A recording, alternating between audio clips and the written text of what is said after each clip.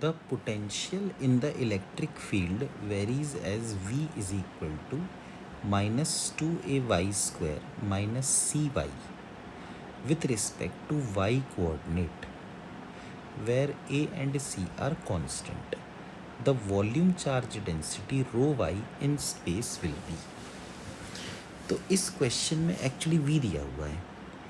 अब v दिया हुआ है minus 2a Y square minus C Y.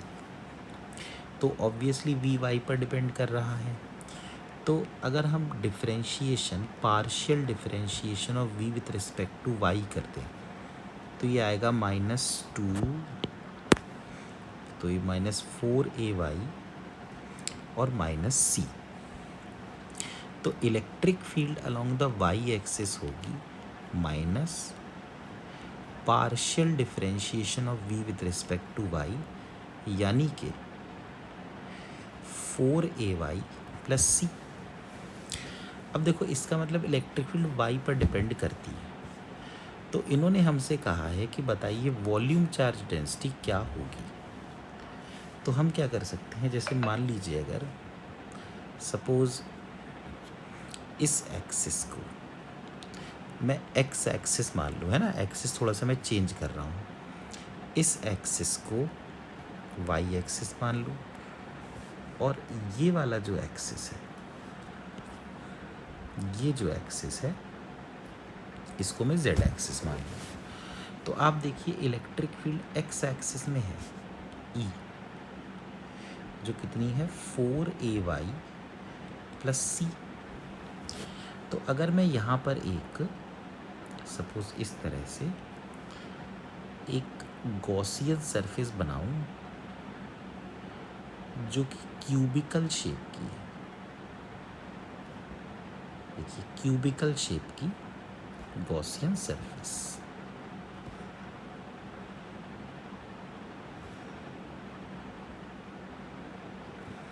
तो ये जो गॉसियन सरफेस है,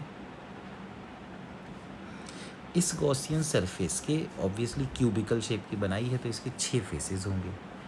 अगर इसको ए बी सी डी और यहाँ पर भी बना दिया जाए ई एफ जी एच, तो इन 6 में से 4 फेसेस के थ्रू तो फ्लक्स ज़ीरो हो जाएगा. अब ये है, देखो ये वाला डिस्टेंस हम y ही मान लेते हैं. तो ये जो है ये वाला फेस, ये फेस कौन सा है, बी सी जी और एफ. ठीक है, कौन सा फेस है, बी सी जी एफ. इस फेस को आप देखिए, इसका जो एरिया वेक्टर है वो इस तरह से कुछ होगा और ये फेस पर y की वैल्यू तो y ही है. तो जो इलेक्ट्रिक फील्ड होगी वो 4ay प्लस सी होगी. तो जो फ्लक्स आएगा वो आएगा 4ay plus C whole multiplied by A. अच्छा, अगर हम जो इसके पीछे वाला फेस है, ये देखिए पीछे वाले फेस को मैं ग्रीन कलर से शेड कर देता हूँ. जो पीछे वाला फेस है, कौन सा फेस है, ये फेस है ए ई एच डी, ए ई एच डी. तो ये जो फेस है, इस फेस का एरिया वेक्टर इसके पीछे जाएगा इस तरह से, जबकि इलेक्ट्रिक फील्ड तो इस तरफ रहेगी जैसे कि यहाँ भी इसी तरफ थी.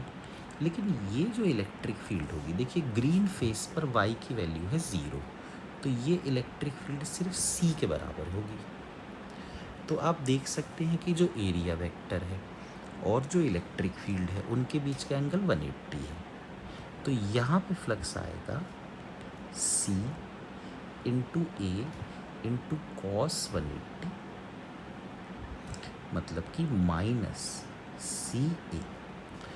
तो जो नेट फ्लक्स आया वो आ गया 4ay capital A plus C capital A minus C capital A, यानी टोटल मिलाकर 4ay कैपिटल ए.